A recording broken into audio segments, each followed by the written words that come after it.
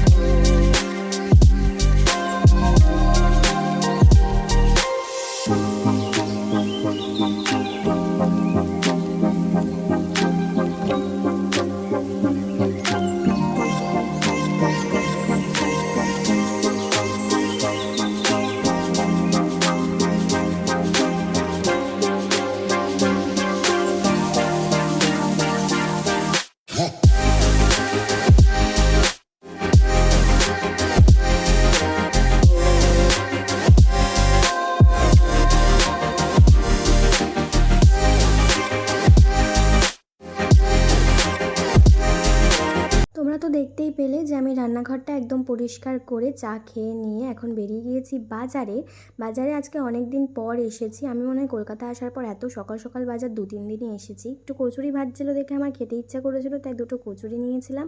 আর এই হচ্ছে আমার প্রিয় জায়গা, মানে বাজারের মধ্যে প্রিয় জায়গা, সেটা হচ্ছে মাছ। মাছ নিয়ে বাড়ি চলে এসেছি। আর মাছ আমি নিয়েছিলাম হচ্ছে একটা ছোট্ট রুই মাছ আর অল্প করে লোটে মাছ। লোটে মাছ আমার মা খায় না, তাই জন্য মা নেই বলেই আমি অল্প করে নিয়ে এসেছি, যে তাহলে আমি একা একাই রান্না করে খেয়ে ফেলবো, সেই কারণেই একদম অল্প একটুখানি নিয়ে এসেছিলাম। তো চলো মাছগুলো ধুতে ধুতে তোমাদের কয়েকটা কমেন্ট পড়ে নিই। মিঠাই দত্ত দিভাই বলেছে, তোকে সবসময় খুব মিষ্টি লাগে। থ্যাংক ইউ দিভাই। সারাদিন গল্প করি দিভাই বলেছে, তুই বললি এই ছোটো ঘরটায় ঠাকুর থাকে, ঠাকুর ঘরের জুতো পরে ঢুকবি না, বুঝলি? আসলে দিভাই আমার আর আমার মায়ের দুজনেরই অভ্যেস বাড়িতে সবসময় জুতো পরে থাকা, তো ওগুলো কিন্তু ঘরে পরারই জুতো। আর ওই ঘরটায় যে শুধু ঠাকুর থাকে তেমনটা নয়, ওখানে কিন্তু আমাদের চৌকি থাকে, বিছানা পাতা আছে, ওই ঘরেই টিভি আছে। তো আমরাও মা থাকলে ওই ঘরেই বেশিরভাগ সময়টা থাকা হয়। আর যেহেতু ঠাকুর রাখার অন্য কোনো জায়গা নেই, তাই জন্য ওই ঘরেই, যেহেতু আমরা সব সময় থাকি না, তাই ওখানে একটা টেবিলের ওপর ঠাকুরটা পেতে রেখেছি, আর কিছুই না। ঐশী দিভাই বলেছে, এই রকমই থাক, সুস্থ থাক, ভালো থাক, অনেক অনেক ভালোবাসা। থ্যাংক ইউ দিভাই, তোমাকেও অনেক ভালোবাসা। রানী চক্রবর্তী বলেছে, খুব খুব সুন্দর হয়েছে ব্লগটা দি, আমি রোজ তোমার ভিডিও দেখি, লাভ ইউ দি, লাভ ইউ টু, তুমিও খুব ভালো থেকো, সুস্থ থেকো। ত্রিশ দাও বলেছে, তোমার এই ব্লগিং স্টাইলটাই ভালো, আর কোনো শর্টসে স্যাড ভিডিও দেখতে চায় না। থ্যাংক ইউ সো মাচ, এভাবে আমার পাশে থেকো, আমিও তোমাদের জন্য এভাবে ভিডিও দেওয়ার চেষ্টা করব। চলো আবার রান্নায় ফেরা যাক।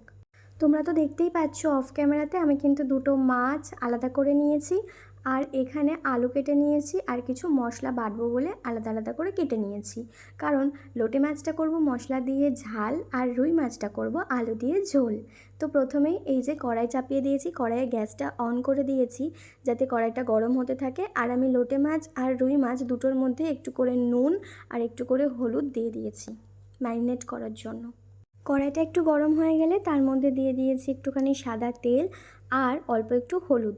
তেলের মধ্যে হলুদ দিলে যেটাই দিই না কেন সেটা কিন্তু খুব একটা বেশি ফাটে না। এটাও মায়ের কাছ থেকেই শেখা, ওই মায়ের মেয়ে মায়ের মতন, এই আর কি। তো এখানে আমি প্রথমে রুই মাছটাকে রান্না করব, তারপর লোটে মাছটা রান্না করব। তো দুটোকেই ভালোভাবে ম্যারিনেট করে নিয়েছি। লোটে মাছটার মধ্যে না একটু লেবুর রসও দিতে হবে, তাহলে লোটে মাছটা খুব সুন্দর নরম হয়ে থাকে, একদম খাসির চর্বির মতন হয় গোটা গোটা করে রান্না করলে।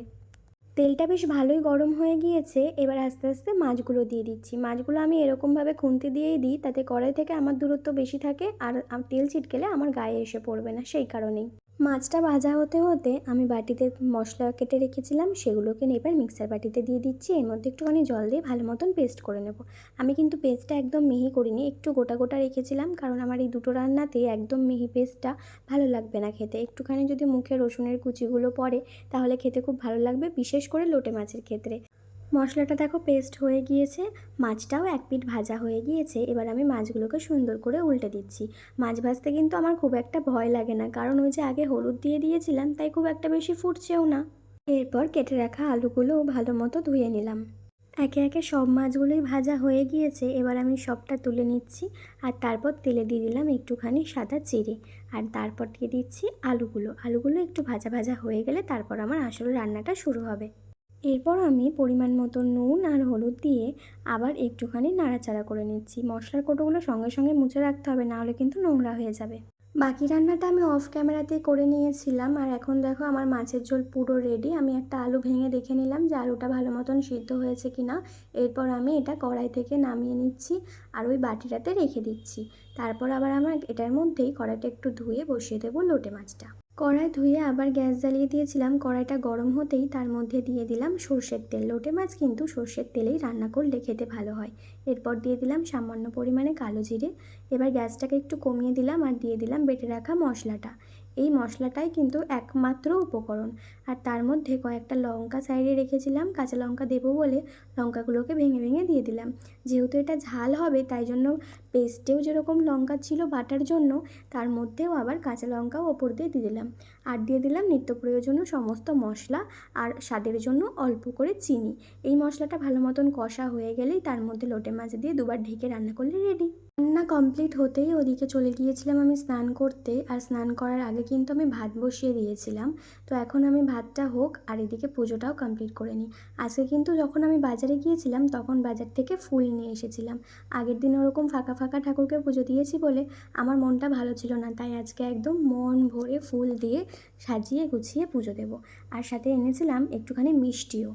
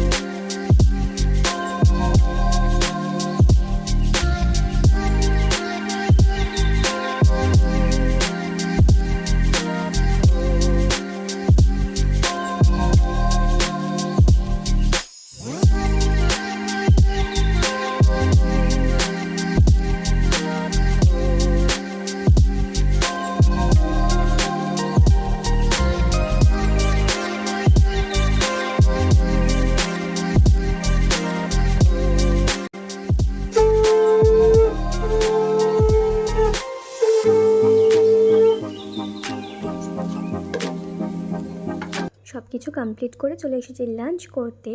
আর এই হচ্ছে আমার আজকের লাঞ্চ, লোটে মাছের ঝাল, রুই মাছের ঝোল আর সাথে স্যালাড পছন্দ মতো।